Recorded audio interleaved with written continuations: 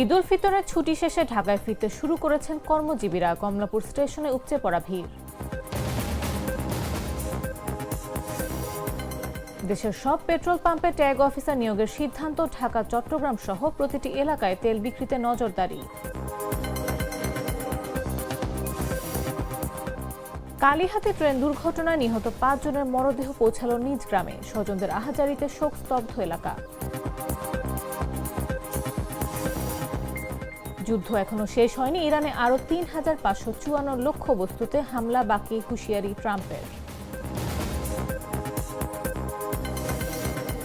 এবং সক্রিয় খেলোয়াড় হিসেবে বিরল সম্মান পাচ্ছেন মেসি। মিয়ামির মাঠে মেসির নামে হচ্ছে স্ট্যান্ড।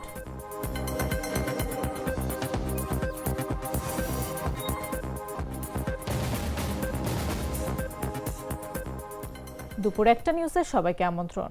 সাথে আছে আমি নাফিস Abdullah. Treat chocolate. Treat moment. Sweet moment. পবিত্র ঈদ উল ফিতরের টানা 7 দিনের ছুটি শেষে 24 মার্চ থেকে অফিস আদালত খুলেছে।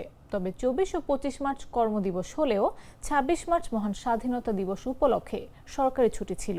এরপর টানা 2 দিনের সাপ্তাহিক ছুটি থাকায় অনেক কর্মজীবী মানুষ 24 ও 25 মার্চ অতিরিক্ত ছুটি নিয়েছিলেন। ফলে তাদের অনেকের কর্মস্থলে যোগদান শুরু হচ্ছে আগামীকাল রোববার থেকে।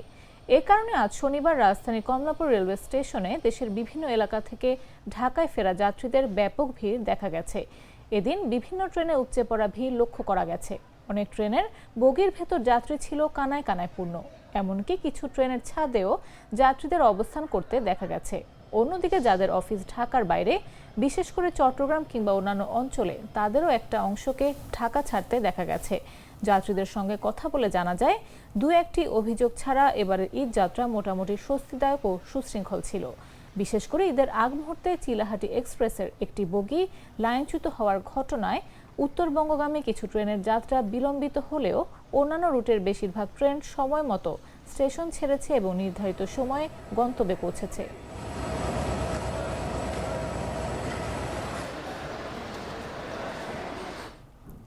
মধ্যপ্রাচ্যে যুদ্ধ পরিস্থিতি এবং এর ফলে বাংলাদেশের বাজারে তৈরি হওয়া জ্বালানি তেলের আপাত অস্থিরতা মোকাবিলায় দেশের সব পেট্রোল পাম্পের তদারকির জন্য ট্যাগ অফিসার নিয়োগের সিদ্ধান্ত নিয়েছে সরকার। শুক্রবার জ্বালানি ও খনিজ সম্পদ বিভাগের সচিব মোহাম্মদ সাইফুল ইসলামের সভাপতিত্বে অনুষ্ঠিত এক অনলাইন সভায় এই সিদ্ধান্ত নেওয়া হয়। সভার সিদ্ধান্তে বলা হয়, দেশের সব পেট্রোল পাম্পের জন্য একজন ট্যাগ অফিসার নিয়োগ করতে হবে। ঢাকা ও চট্টগ্রাম মেট্রোপলিটন এলাকায় Bangladesh petroleum corporation tag officer নিয়োগ করবে। ঢাকা ও চট্টগ্রাম মেট্রোপলিটন এলাকা ব্যতীত জেলা ও বিভাগীয় শহরে সংশ্লিষ্ট জেলা প্রশাসকরা ও উপজেলা পর্যায়ে উপজেলা নির্বাহী অফিসাররা তাদের অধিক্ষেত্রাধীন প্রতিটি পেট্রোল পাম্পের জন্য একজন সরকারি কর্মকর্তাকে ট্যাগ অফিসার হিসেবে নিয়োগ দেবেন। ট্যাগ অফিসাররা জ্বালানি ও খনিজ সম্পদ বিভাগ বা বিপিসি নির্ধারিত পদ্ধতিতে কাজ করবেন ও দৈনিক প্রতিবেদন দেবেন। ওই অনলাইন সভায় নেওয়া সিদ্ধান্ত অনুযায়ী প্রতিটি পেট্রোল পাম্পের জন্য একজন সরকারি কর্মকর্তাকে ট্যাগ অফিসার হিসেবে নিয়োগপূর্বক জ্বালানি ও খনিজ সম্পদ বিভাগে তথ্য প্রেরণের জন্য সংশ্লিষ্ট সব দপ্তর বা সংস্থাকে অনুরোধ করা হয়েছে।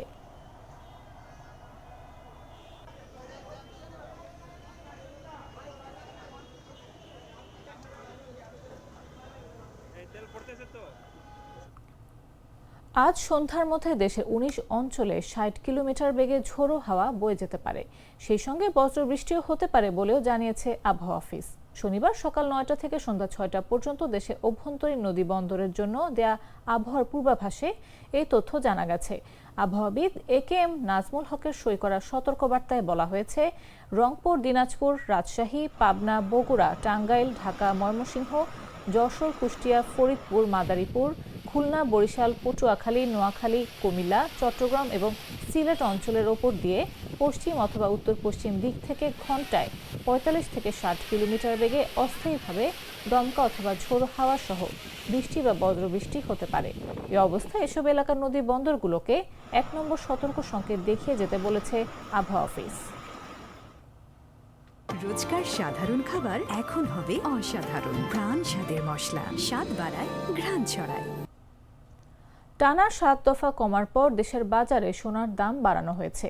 সবচেয়ে ভালো মানের বা 22 ক্যারেটের প্রতি ভরি সোনার দাম বাড়ানো হয়েছে 2157 টাকা। এতে 1 ভরি সোনার দাম দাঁড়িয়েছে 2,37,012 টাকা। স্থানীয় বাজারে তেজাবি সোনার দাম বাড়ার পরিপ্রেক্ষিতে এ দাম বাড়ানো হয়েছে। শনিবার সকাল 10টা থেকে নতুন দাম কার্যকর হয়েছে বলে জানিয়েছে বাংলাদেশ জুয়েলার্স অ্যাসোসিয়েশন।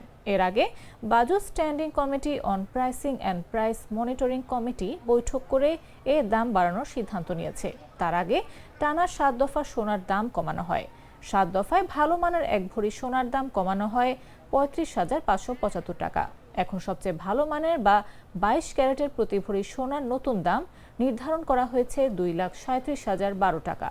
21 ক্যারেটের 1 ভরি সোনায় 2,100 টাকা বাড়িয়ে 2,26,282 টাকা নির্ধারণ করা হয়েছে। এছাড়া 18 ক্যারেটের 1 ভরি সোনায় 1,750 টাকা বাড়িয়ে নতুন দাম 1,93,914 টাকা নির্ধারণ করা হয়েছে। আর সনাতন পদ্ধতির প্রতি ভরি সোনায় 1,458 টাকা বাড়িয়ে দাম নির্ধারণ করা হয়েছে 1,57,931 টাকা।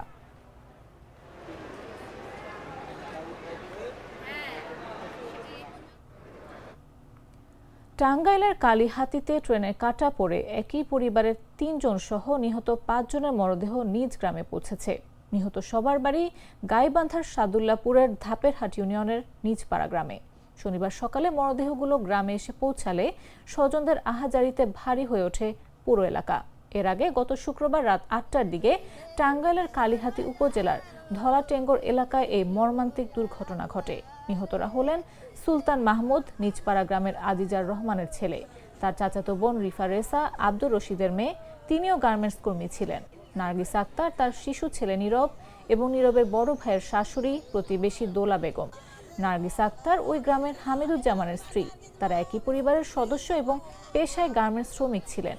নিহতদের পরিচয় নিশ্চিত করেছেন ধাপেরহাট ইউনিয়ন পরিষদের সদস্য ও নিজপাড়া গ্রামের বাসিন্দা শাহাদত হোসেন। তিনি বলেন, নিহতরা সবাই হতদরিদ্র পরিবারের গার্মেন্টস শ্রমিক ছিলেন।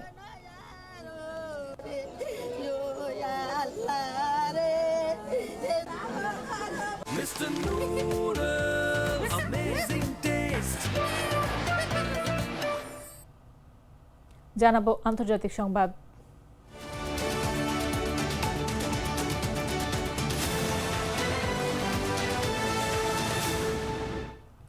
মার্কিন প্রেসিডেন্ট ডোনাল্ড ট্রাম্প বলেছেন, যুদ্ধ এখনও শেষ হয়নি এবং ইরানের আরও 3,554টি লক্ষ্যবস্তুতে আঘাত হানা বাকি আছে।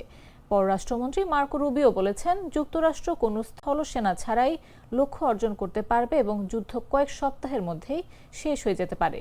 এদিকে ট্রাম্পের বিশেষ দূত স্টিভ উইটকফ বলেছেন, যুক্তরাষ্ট্র চলতি সপ্তাহে ইরানের সঙ্গে বৈঠক করার ব্যাপারে আশাবাদী এবং 15 দফা চুক্তির একটি উত্তর প্রত্যাশা করছে তারা। গত কয়েক ঘন্টায় তেহরানের দফায় দফায় হামলার শব্দ শোনা গেছে এবং ইরান জানিয়েছে যে চলতি মাসে তৃতীয়বারের মতো বুশের পারমাণবিক বিদ্যুৎ কেন্দ্রে হামলা চালানো হয়েছে।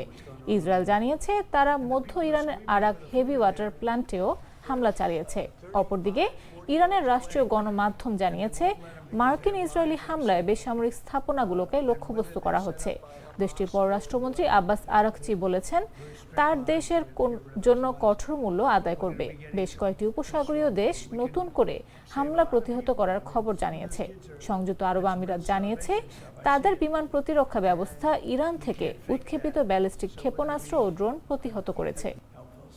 Set up food centers and where the people can walk in and no boundaries. We're not going to have fence.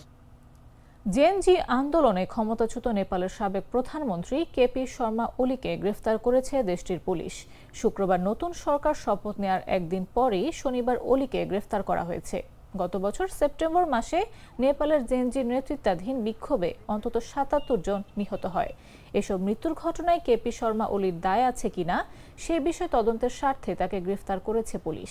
স্বল্প সময়ের জন্য সামাজিক যোগাযোগ মাধ্যমে নিষেধাজ্ঞা জারির প্রতিবাদ থেকে এই আন্দোলনের সূচনা হলেও এর পেছনে দীর্ঘদিনের অর্থনৈতিক অসন্তোষ কাজ করেছিল। বিক্ষোভের প্রথম দিনেই দমন পীড়নে অন্তত 19 জন তরুণ প্রাণ হারান।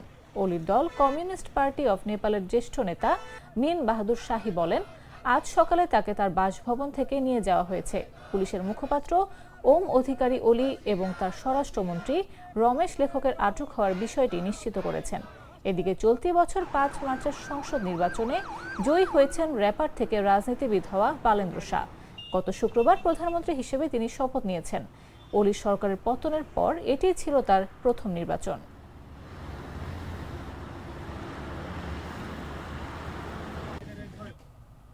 এবারে খেলার খবর।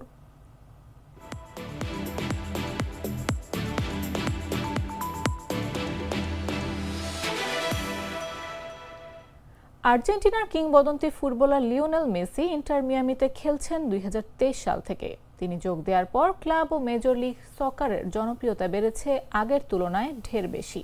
সেই মেসিকে এবার সম্মানিত করেছে তার ক্লাব ইন্টার মিয়ামি। তার নামে গ্যালারির একটি অংশের নামকরণ করতে যাচ্ছে ক্লাবটি। 38 বছর বয়সী মেসি 2022 কাতার বিশ্বকাপ জেতার কিছুদিন পর প্যারিসের ক্লাব পিএসজি ছেড়ে পাড়ি জমান যুক্তরাষ্ট্রে। ফ্লোরিডার ক্লাবটির হয়ে এখন পর্যন্ত 82 গোল করেছেন এই আর্জেন্টাইন। সহায়তা করেছেন 53টি গোলে। 26,700 আসন বিশিষ্ট নতুন স্টেডিয়ামে একজন সক্রিয় খেলোয়াড়কে এভাবে সম্মান জানানো বেশ বিরল ঘটনা। ক্লাবটির পক্ষ থেকে জানানো হয়, সাধারণত এমন সম্মান অতীতের স্মৃতি থেকে দেয়া হয়, কিন্তু এটি ভিন্ন। এটি বর্তমানের অর্জন থেকে জন্ম নিয়েছে, যা আমরা প্রতিবার লিও মাঠে নামলে অনুভব করি। কাউকে সম্মান জানানো মানে সবসময় একটি অধ্যায়ের সমাপ্তি নয়, কখনো কখনো এটি বোঝা যে আপনি একটি অসাধারণ মুহূর্তের সাক্ষী।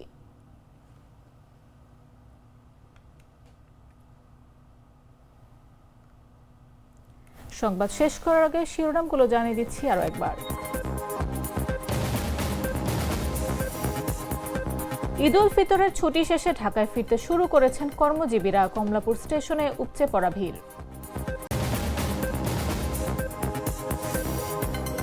দেশের সব পেট্রোল পাম্পে ট্যাগ অফিসার নিয়োগের সিদ্ধান্ত। ঢাকা, চট্টগ্রাম সহ প্রতিটি এলাকায় তেল বিক্রিতে নজরদারি। কালিহাতী ট্রেন দুর্ঘটনায় নিহত 5 জনের মরদেহ পৌঁছালো নিজ গ্রামে। স্বজনদের আহাজারিতে শোকস্তব্ধ এলাকা। যুদ্ধ এখনো শেষ হয়নি। ইরানে আরও 3,554 লক্ষ্যবস্তুতে হামলা বাকি, হুঁশিয়ারি ট্রাম্পের। এবং সক্রিয় খেলোয়াড় হিসেবে বিরল সম্মান পাচ্ছেন মেসি। মিয়ামির মাঠে মেসির নামে হচ্ছে স্ট্যান্ড।